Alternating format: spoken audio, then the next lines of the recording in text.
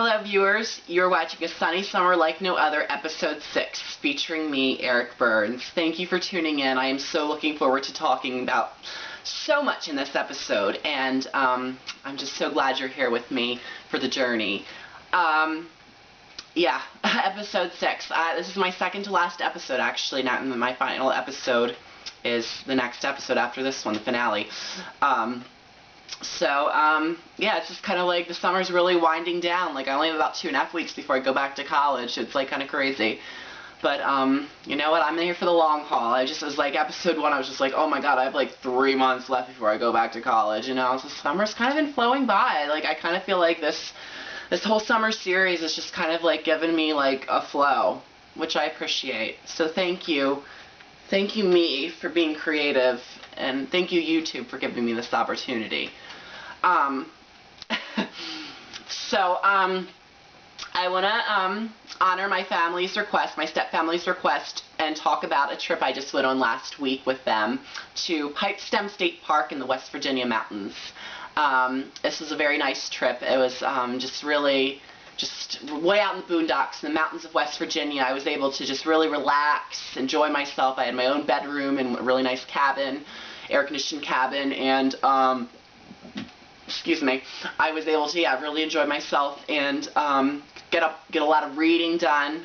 I wrote a whole book and then some, and it just was really nice, just being up in the mountains and just kind of like, just being able to just, you know, be with nature and stuff. So, I had a concern, though, when I first went, and that was, from seeing the movies Wrong Turn and Wrong Turn 2, that, is about, cannibalistic mountain men in the West Virginia mountains. So I was, like, a little concerned about going to the West Virginia mountains, because, you know, Wrong Turn 2 made a reputation for those West Virginia mountains. I was kind of, like, weary. I was like, you know what I mean? I don't want to get killed or eaten by, or killed and eaten by, those mountain men. So, but then I came to realize once I was, like, at the park, and once I was, like, you know, there for a few days, I was like, okay, this is like a state park. There's a lot of people around and stuff, so it's like, chances are the mountain men are going to be other places that are even more secluded. So I just kind of started to feel safe and everything after a little while.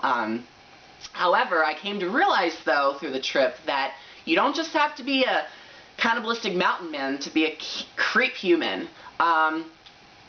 I actually started reading a book once I was finished, another book I read. This was the second book I've started, and I haven't finished it yet.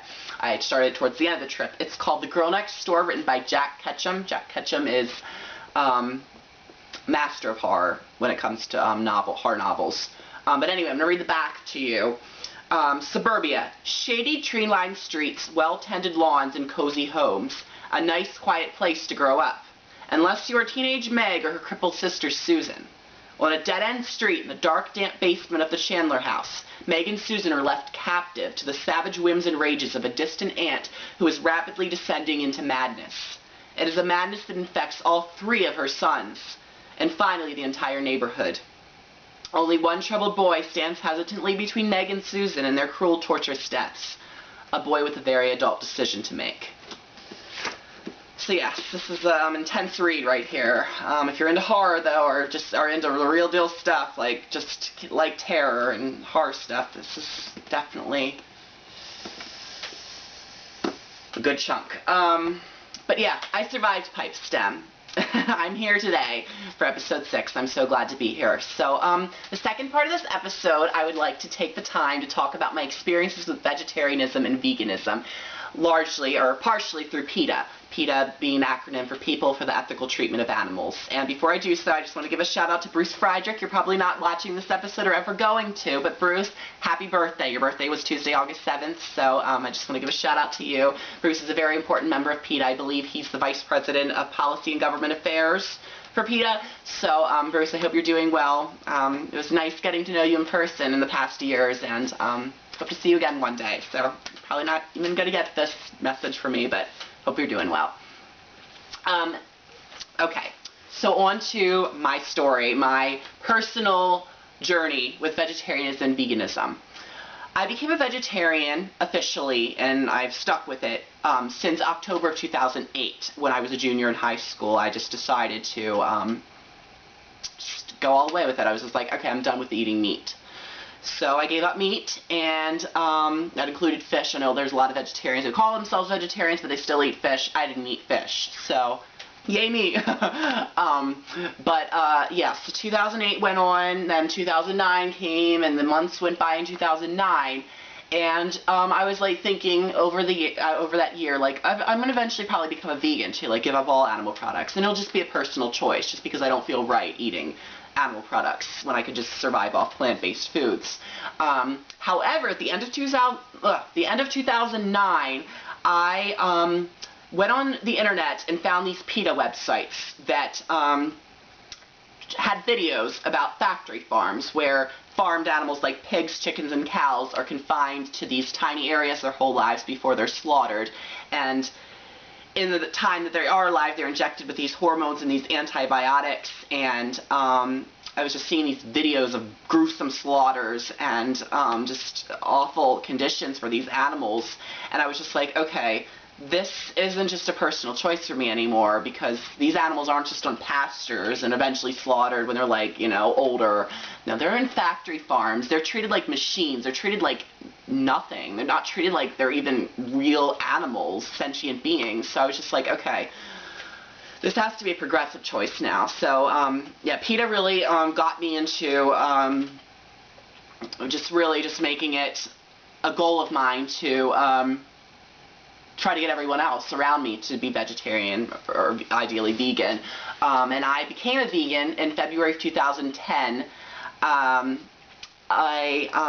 The first day of Lent, actually, February 17th to be specific. And I'm not Catholic or anything, or I mean, I've been brought up Catholic, but I knew about Lent, obviously. How could I forget it? I went to Catholic school for 9 years. And, but I was just like, okay, this is the day I picked. And I know they have like meatless Fridays, I think, for Lent, so I guess kind of goes with it.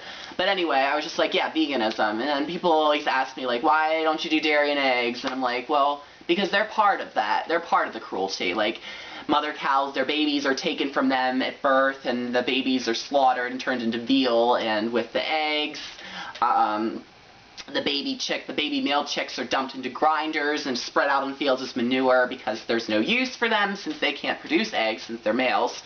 So I was just like, yeah, I've got to give up all animal products. And so yeah, for the past 2.5 years, come August 17th, I have been a vegan.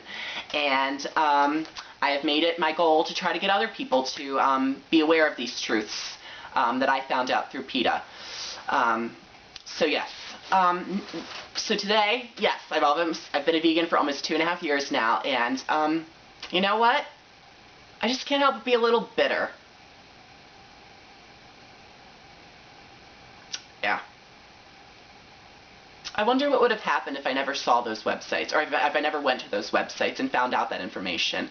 If I just decided to become a vegan of my own doing as a personal choice. I wonder what would have happened if I just, you know, said, oh, I feel bad to kill animals for food or to eat their products. I don't want to do it. But you guys can, because, I mean, they have good lives, right? They live in pastures and beautiful farms. They're free range. But no, I had to find out about factory farms because of PETA. Thank you, PETA. Actually, goddamn you, PETA. You know? This truth stuff shoved in my face, you know? Ignorance is bliss. I mean, a lot of people say that's just a stupid statement, but it kind of really is bliss. I mean, the truth will set you free, but first it will piss you off. Well, the truth has pissed me off, but I'm not sure if it's completely set me free yet.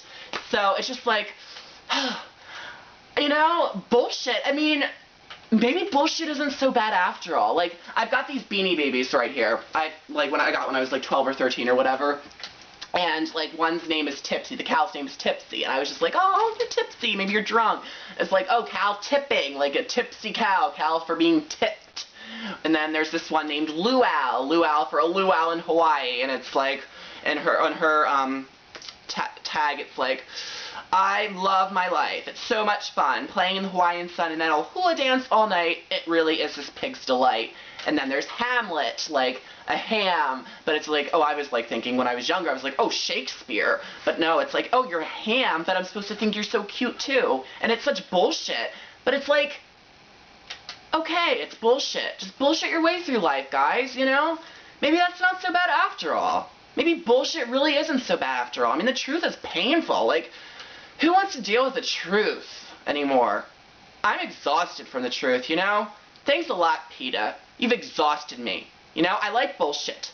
I like bullshit. I like bullshit. Bullshit. Bullshit. Bullshit. I like bullshit. I like bullshit. This has been A Sunny Summer Like No Other, Episode 6. Please be sure to tune in for the finale. Thank you very much.